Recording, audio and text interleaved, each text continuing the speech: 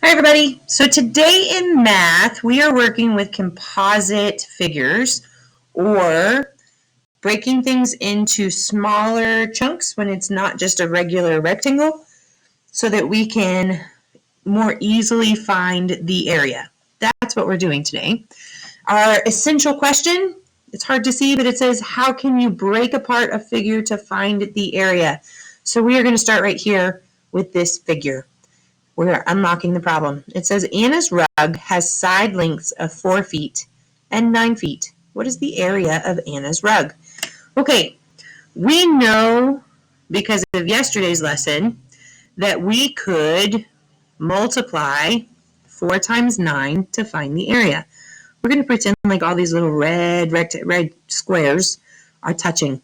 I couldn't get them to do that without messing up the rug. So bear with me. We're going to pretend like this is our model.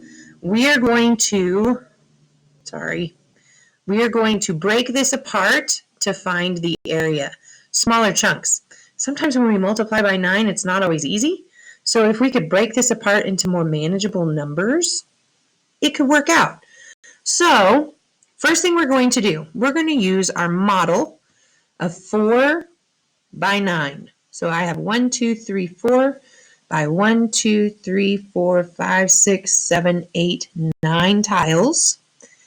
And we're going to draw a rectangle on our grid paper, which is on our thing.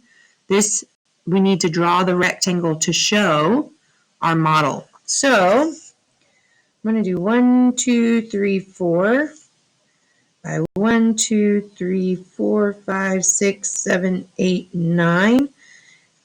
And I'm going to draw in my rectangle. Granted, it's a carpet, so it's probably going to go in the middle of the room, so that's why I drew it in the middle. It now says draw a vertical line to break apart the model to make 2 smaller rectangles. This is where you have a little bit of choice. What numbers would you rather multiply by? I like to keep them small, and it's really easy to work with 5s because we all know how to count by 5s. So I'm going to say, okay, what if I had 2 rugs? I can break them apart. I now have 1, 2, 3, 4 by 1, 2, 3, 4, 5. And then I have 1, 2, 3, 4 by 1, 2, 3, 4. Those are pretty easy to multiply. Let me show you what I mean on my model. What if I said, okay, 1, 2, 3, 4, 5. Let's break this apart. I'm going to draw a line down this so I know that's where I'm breaking it.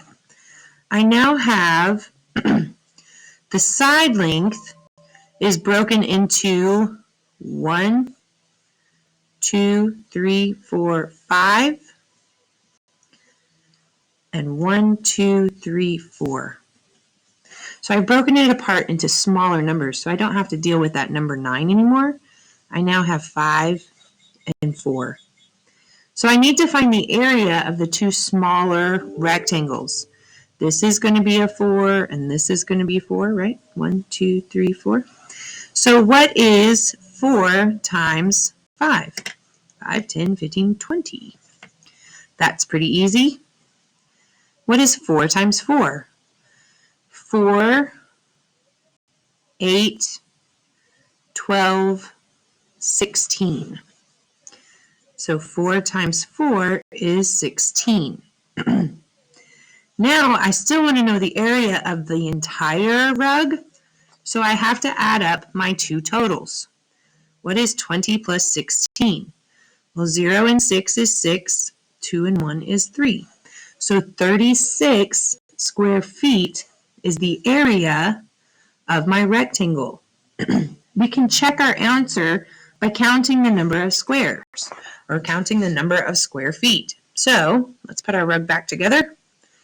Ooh, I'm going to count by 4s because I'm comfortable with my 4s. Now my rug is all messed up, but that's okay. I'm going to count by 4s. So I have 4, 8, 12, 16, 20, 24, 28, 32, 36 square feet.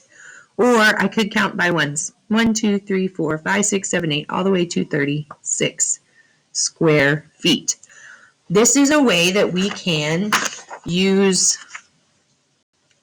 decomposed numbers, basically, to find square feet or area of a rectangle. Sometimes, so there's 36 square feet in Anna's rug. Sometimes our shapes aren't going to look as pretty as a regular rectangle, but we're going to need to remember that we can figure out how we can break them apart and still know the length of their sides. So let's move on to the next slide and the next video lesson.